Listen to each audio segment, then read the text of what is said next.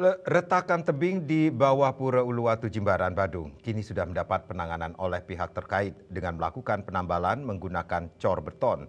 Sementara di dasar tebing Pura Uluwatu juga telah dibangun seawall serta jalan inspeksi untuk menahan gelombang air laut yang rencananya akan diperpanjang 600 meter hingga ke Pura Batu Metandal.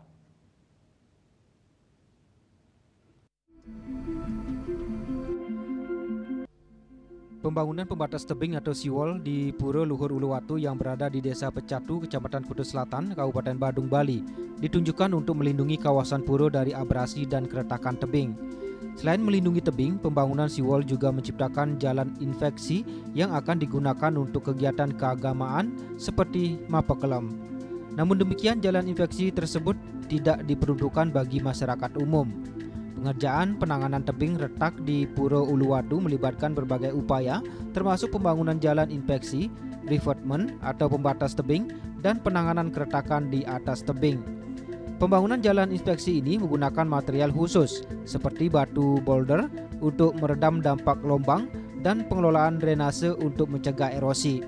Kedepan, jalan inspeksi di bawah tebing Uluwatu ini juga akan diperpanjang 600 meter hingga ke kawasan Pura Batu Metandal dengan target penyelesaian dalam waktu 6 bulan.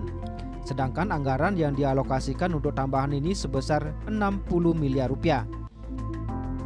Tetap kita komitmen bahwa seawall ini adalah tempat untuk melaksanakan upacara.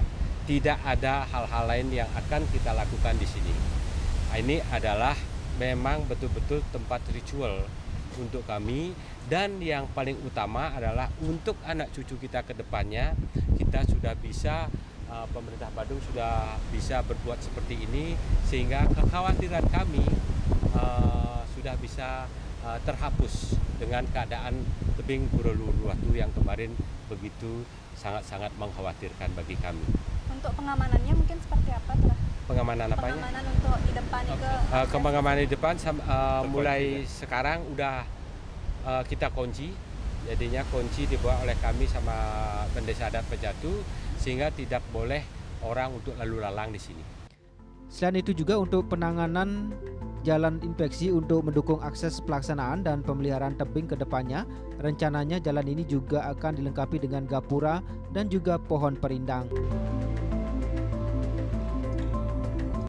Adi Wiratmaja, Bali TV.